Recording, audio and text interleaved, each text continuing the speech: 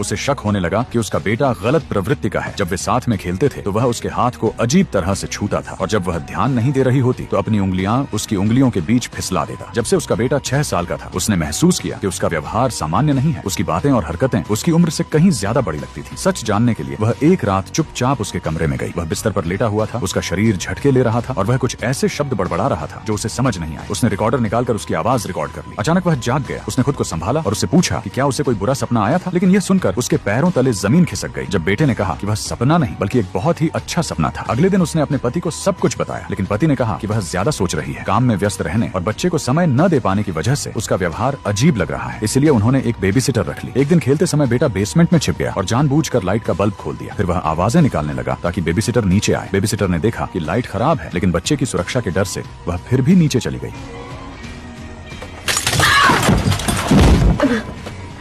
जब वह घर लौटी तो उसने बेटे से पूछा कि क्या उसने यह जानबूझकर किया था। बेटे ने मासूम चेहरा बनाकर कहा कि उसके शरीर के अंदर कोई और रहता है जो उसे कंट्रोल करने की कोशिश करता है। तब उसे समझ आया कि मामला उसकी सोच से कहीं ज्यादा गंभीर है। अगले दिन वह एक मनोवैज्ञानिक के पास गई। सारी बात बताने के बाद उसने बेटे की नींद में रिकॉर्ड की गई आवाज सुनाई। डॉक्टर का चेहरा गंभीर हो गया। उसने बताया कि वह भाषा हंगेरियन है, जबकि उसका बेटा कभी वहाँ गया ही नहीं। डॉक्टर ने उन शब्दों का अनुवाद किया। चुप रहो गंदी औरत, रोना बंद करो, नहीं तो तुम्हारी आंखें काट दूंगा, मैं तुम्हें मरते हुए देखूंगा। वह डर से कांप उठी। डॉक्टर ने कहा कि उसके बेटे के अंदर 2 आत्माएं हैं। अगर दूसरी आत्मा को जल्द नहीं निकाला गया तो वह पूरी तरह उसके बेटे के शरीर पर कब्जा कर लेगी। उसे यह सब बेतुका लगा और वह वहाँ से चली आई। लेकिन घर लौटने पर उसने देखा कि उसके बेटे का चेहरा पल भर के लिए एक बूढ़े आदमी जैसा हो गया, जो उसे टेढ़ी डरावनी नजर से देख रहा था। जैसे ही वह पास गई उसका चेहरा फिर सामान्य हो गया। उसने सोचा शायद वह उसका वहम था, लेकिन उनका कुत्ता बेटे को देखकर लगातार भौंकता रहा, जैसे उसे किसी अजनबी मौजूदगी का एहसास हो रहा हो। कुछ समय बाद उसने कुत्ते की लाश अलमारी में पाई। बेटे ने कहा कि उसे नहीं पता कुत्ता कैसे मरा, क्योंकि उस समय दूसरी आत्मा ने उसका शरीर संभाल लिया था। डॉक्टर की चेतावनी याद कर वह डर से टूट गई। उसी रात कुछ और भी भयानक हुआ। उसका बेटा बोला कि उसे अंधेरे से डर लग रहा है और वह उसके पास सोना चाहता है।